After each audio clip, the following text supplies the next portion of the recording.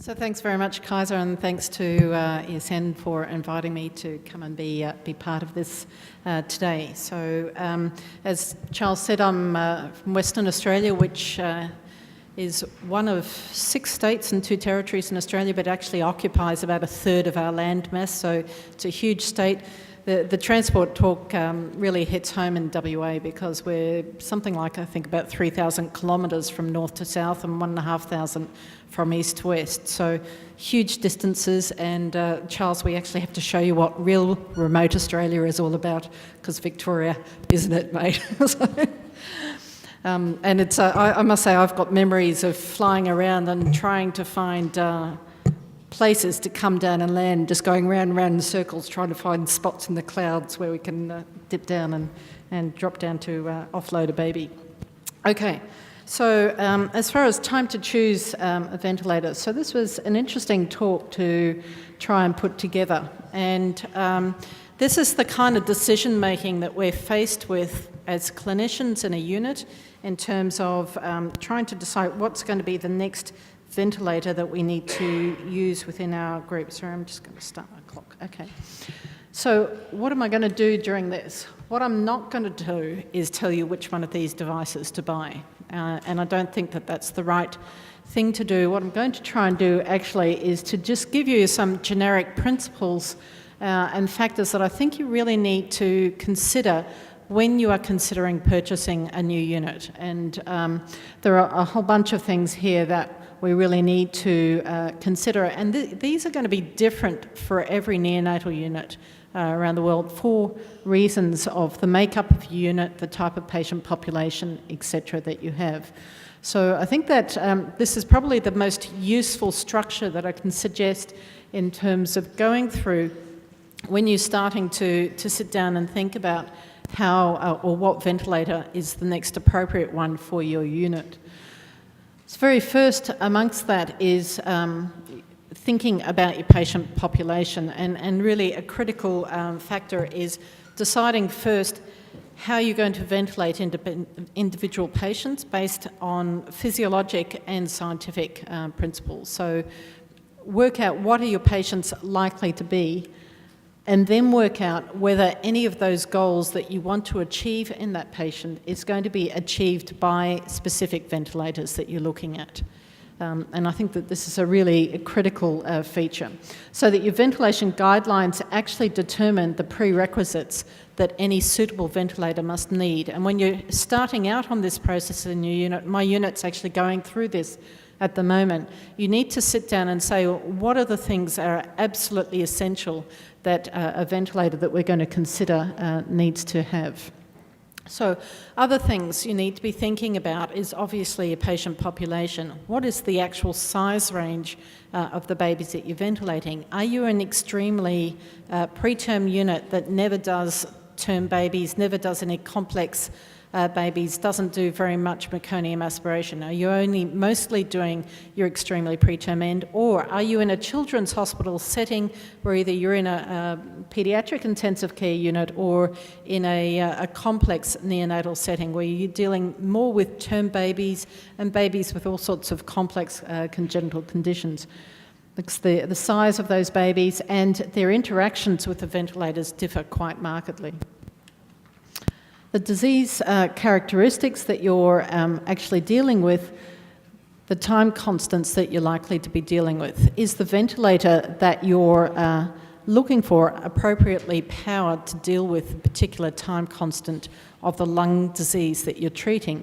And for example, you might want to think about whether you deal with very long time constant high resistance disease. Is there, for example, a need for you to be considering heliox ventilation, because that immediately will narrow down the field of ventilators that you need to be considering. Homogeneity, heterogeneity of the disease. Some ventilators are very good at heterogeneous disease and others are not so great. And this may well need to be a consideration in your discussions. What's the proportion of patients that you're using, or that you have in your unit, that you're using exclusively non-invasive ventilation? If you've got a unit size of 20 babies and at any one time you only have 2 or 3 ventilators in your unit, quite possibly you don't need to have a ventilator for every single one of those beds. And if you are using predominantly non-invasive, is there or are there non-invasive modes on a ventilator that you want to consider using for your patient? Or do you want to have separate to that independent non-invasive devices that are developed with that particular application in mind? What's the average duration of mechanical ventilation that you use in your unit? Are you ventilating your babies just for 1, 2, or 3 days?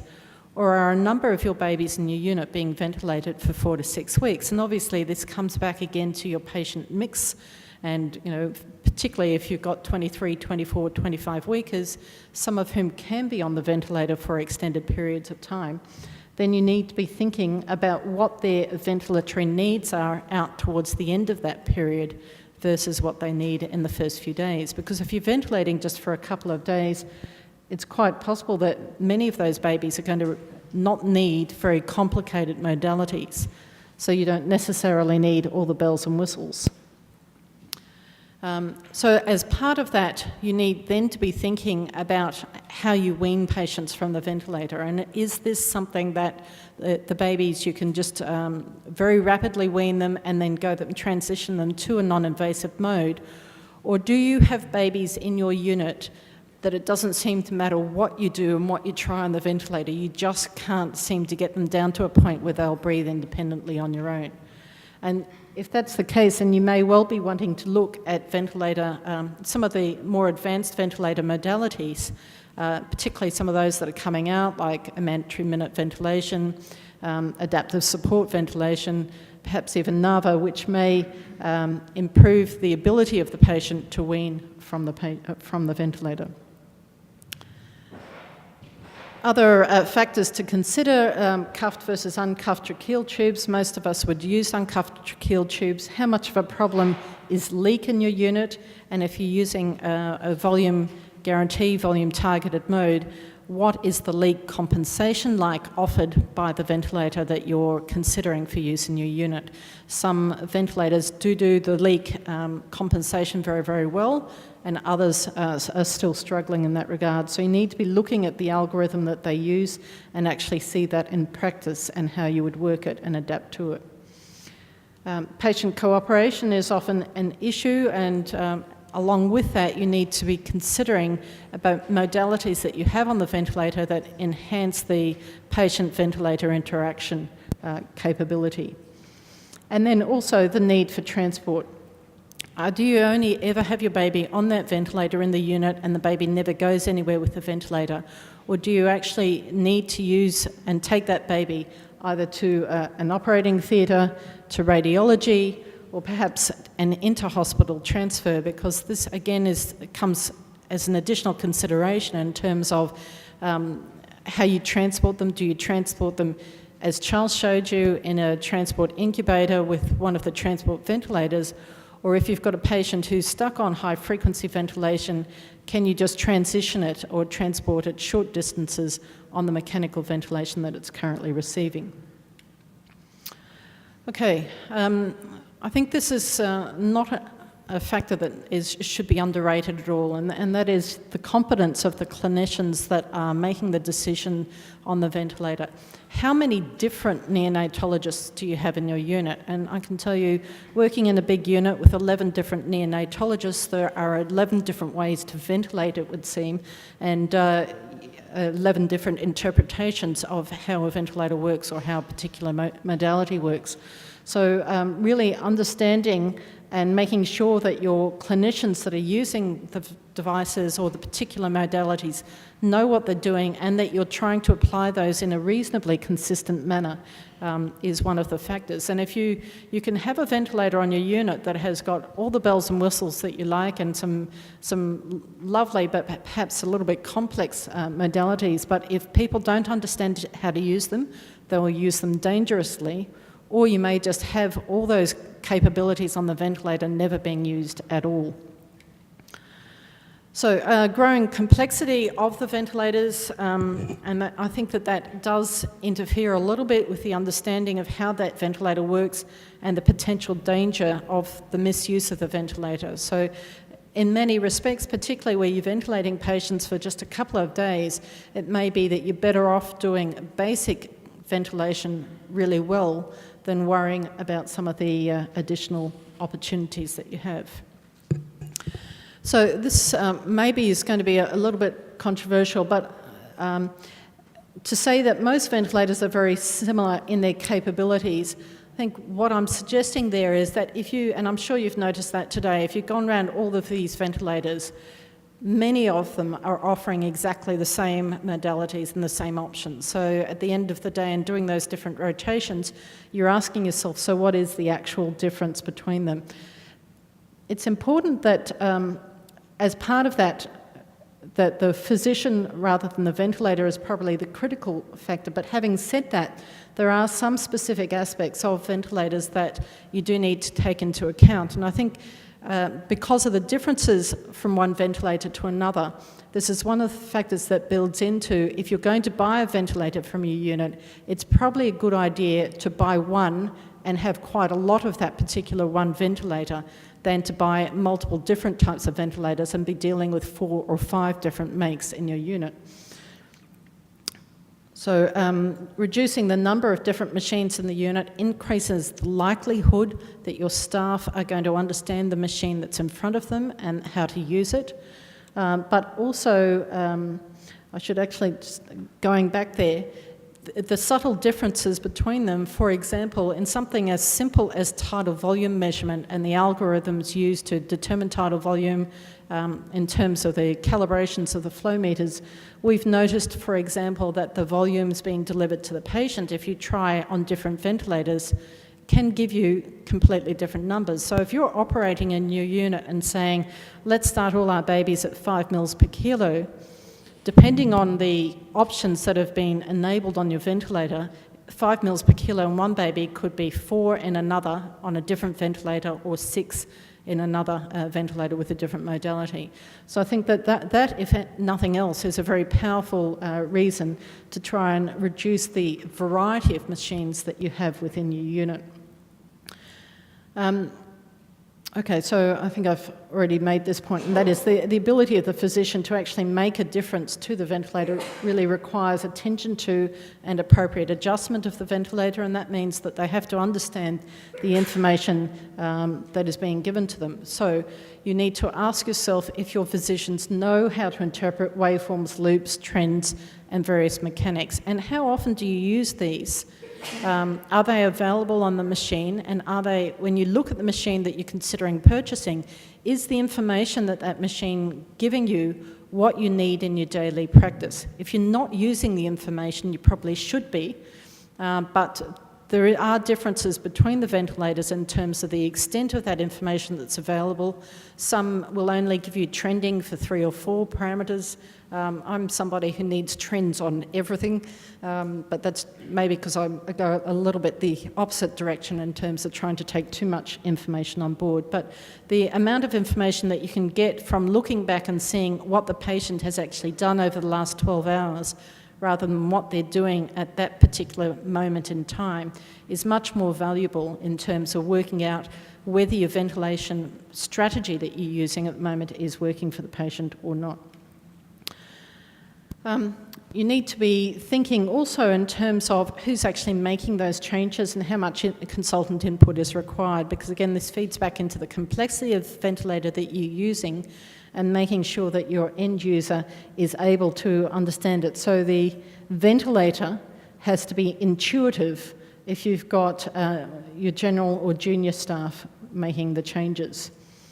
And I guess also you need to think about how your unit actually runs. Is your unit a small unit or is it a large unit? If it's a small unit, you may well still have the luxury of the head of the unit knowing every single patient in the unit and being there 4 rounds every single morning and reviewing what's happened overnight. That's not the practicality in many of the units that I've experienced and continue to visit. We, for example, have at least 40 patients receiving mechanical support at any one time.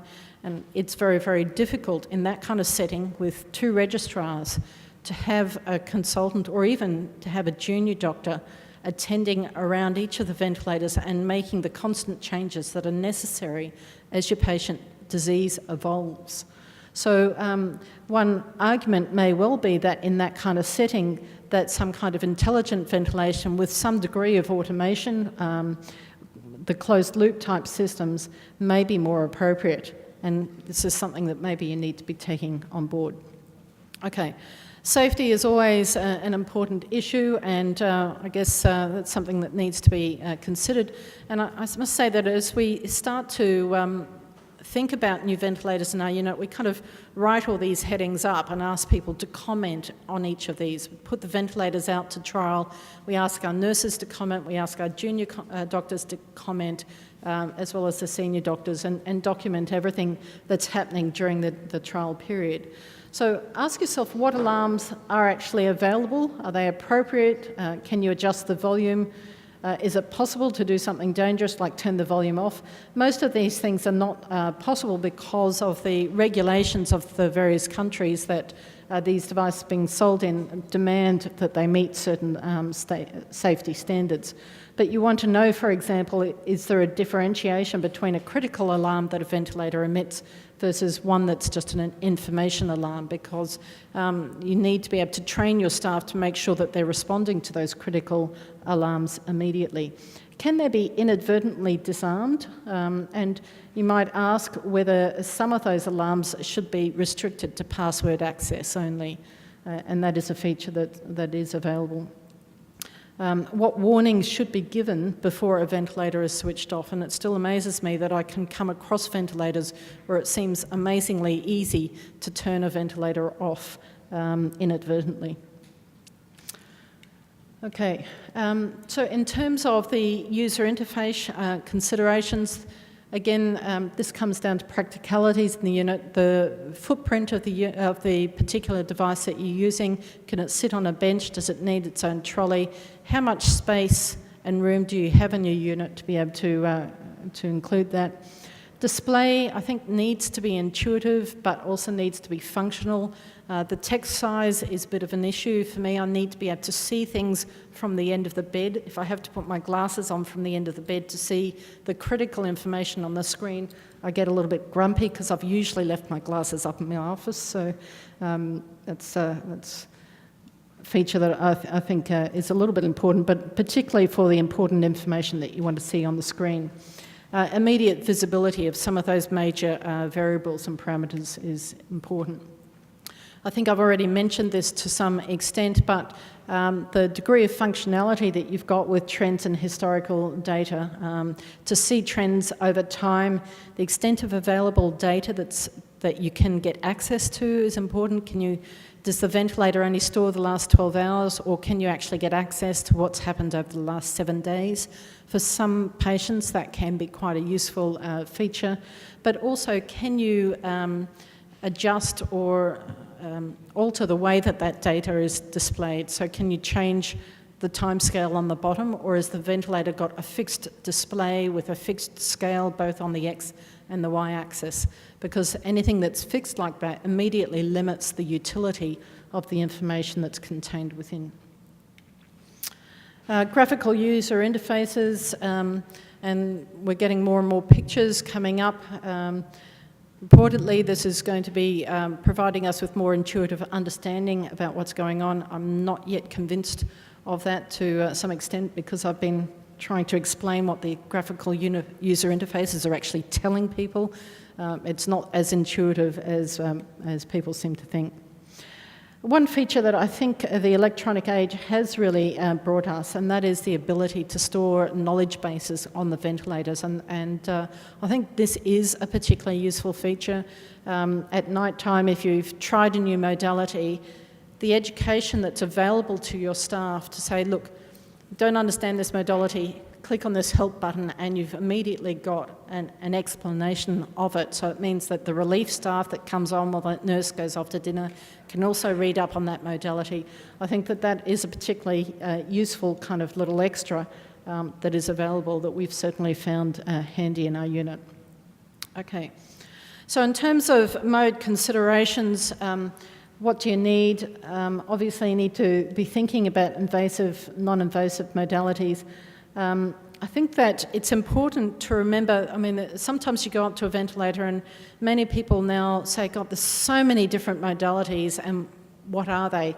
Essentially, what it comes down to is that they're varying three characteristics in terms of how the breath's developed or delivered, the timing of it, in terms of the inspiratory phase usually, the trigger, is it a pressure or a flow, and the target in terms of volume of pressure. And then the actual breath type is also variable in terms of, is it mandatory or controlled, is it assisted, where the patient triggers it but the machine times it, or is it supported in terms of triggered, and then there's a patient-ventilator interaction dependent. When it comes down to what modes you need, I think you need to be thinking about the nuts and bolts versus the bells and whistles approach, and what are you using on the majority of your patients?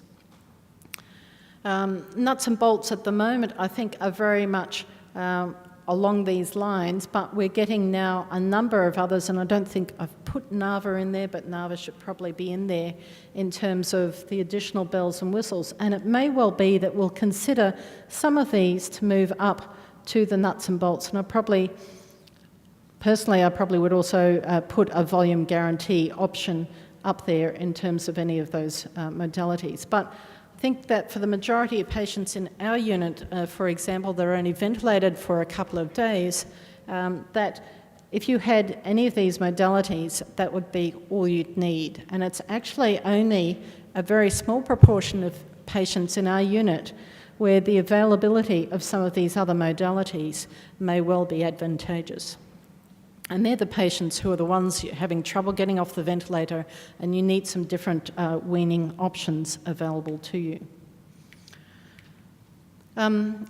Again, so I mentioned a little bit about tidal volume earlier in terms of it's not the same between all ventilators.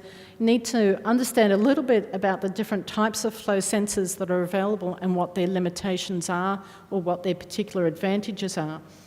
What's the dead space that they have relative to the patient size that you're ventilating? So if the ventilator dead space of the connection piece is 1.5 to 2 mils and your baby's 500 mils, you're actually already exceeding the recommended maximum dead space for that patient. And it will then impact also on the tidal volume that you need to deliver to your baby in order to get adequate alveolar minute ventilation. What kind of resistance does that flow meter offer to flow? What is its linearity of a range of flow? And particularly, is it suitable for HFO volume determination? And that's important now that we're now starting to see more hybrid oscillator conventional ventilators on the market. And importantly, you need to be asking whether the algorithm that they're using for that flow and more specifically volume determination, is it accurate across all frequencies? And we know that that's not necessarily true, and it will underread at certain frequencies and overread at other frequencies, so that you need to be aware of that, and it's worthwhile testing that out in your own unit. What's the resolution of your flow sensor, for example? Can it accurately measure the very low tidal volumes if you are ventilating 300 to 500 gram infants? And look, for example, at whether there are appropriate increments in tidal volume. If you're down at that very low end of the weight range, you need to be having increments of 0.1 mil in your tidal volume measurements. And a tidal volume that goes up by 0.5 mils could result in quite marked overventilation of a very small baby. And then finally, where is the flow sensor located? And I think that this is now pretty much filtered through to most of our ventilators, but there are still a few around. So the adult situation where you've got a huge lung and a ventilator circuit, often in adult ventilators, they're actually measuring tidal volume at the ventilator aspect. And the situation with that is that the true tidal volume that's actually delivered to the patient is influenced a bit to the circuit compliance. That becomes a bit of an issue when you're looking at a neonatal lung, where suddenly the volume that's in the circuit is often greater than the volume that you can contain in the lung. And if you have a ventilator where all the volume measurement is at the ventilator itself rather than down here at the point where it's being delivered to the patient, that will result in marked inaccuracies in terms of the volume delivery. Okay. Ventilator performance is an issue. So at physiological frequencies, we probably, to some extent, there's a similar performance from most ventilator devices, and they're not exactly the same. But for routine stock standard ventilation, relatively similar. So mentioned differences in the measurement algorithms for the tidal volume may mean those measurements, though, are not equivalent. So again, coming back to the concept that you should probably limit the variety of ventilators that you have in your unit. At supraphysiological frequencies, one of the trends in the ventilator industry at the moment is that we're seeing more and more hybrid ventilators where you can get both conventional and high-frequency modalities. And this has a lot going for it in terms of ease of use, ease of switching. I think quite possibly with this we'll see more babies getting earlier and hopefully appropriate treatment with high frequency. However, you need to be aware that those ventilators may well be less powerful than standalone purpose-built high-frequency machines. And so it's kind of a compromise between having the ready availability on your machine versus a standalone. Once again, this really comes down to how much power do you need for your patient population. Are you ventilating predominantly small infants, or are you ventilating very big infants where the power that's available at the frequency that you want may not be achievable with the hybrid versus the HFO standalones? Sorry. What frequencies do you need? And most ventilators now will offer a reasonable range of frequencies for neonatal ventilation. I/E ratios, I think, is still a question mark in terms of the need for different I/E ratios in HFO. And more importantly, the barriers to HFO use in your unit. So in my unit, for example, where we have 30-odd different patients, it's not really feasible for us to have 30 different standalone high-frequency units in our machine to put at the base of each of those beds to use. So it may be that we'll come down to saying we need a couple of standalone units for those babies who we really can't ventilate using our hybrid, but maybe the hybrids will be able to do the bulk of the HFO that we need for babies who are not that sick. Okay, so going on from there, I think options that are now becoming available, we need to be thinking about. Inhaled nitric oxide is one, and sorry, I should say that when we're thinking about that, you need to be asking, is this accessory, if this is something that's essential in your unit, and most units now would say, yes, we must have nitric oxide, is it compatible with the ventilator that you're using, and has it been approved for that combined use? So that's a really important question to ask. Is Heliox something that you're likely to need in your unit? If it's not, that's great, but if it is, it's something that you need to be considering. In the future, FRC measurements on lung mechanics, and by that I'm meaning not dynamic mechanics, but some more informative mechanics may well be an option in the future. Closed loop FiO2 is already here with some of the ventilators, and I think will be an option that will be coming online with a number of them in the future. But you will need to be aware that the algorithms being used for that are likely to differ from machine to machine. And you've got to be comfortable with the algorithm that they're proposing to use and the saturation limits that they'll be targeting for that particular device. Electrical impedance tomography may well also be available. So in terms of automation, I think there has been a reluctance to take some of this on board, and I remember when I first started ventilating, and I was told very strictly that you must ventilate it at rate of 60 because the baby has got no idea how to breathe themselves, and that they'll do the wrong thing. Actually, that's not true, and babies are very good at driving their own ventilation. And if we allow them to do it and to go into autopilot, just giving them a bit of help, they do actually manage to improve, and everyone benefits.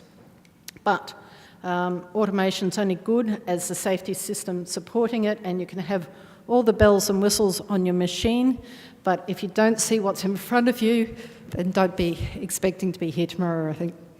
Okay, I think finally, just a finish on, and not inconsiderable or unimportant consideration, and that is cost and servicing.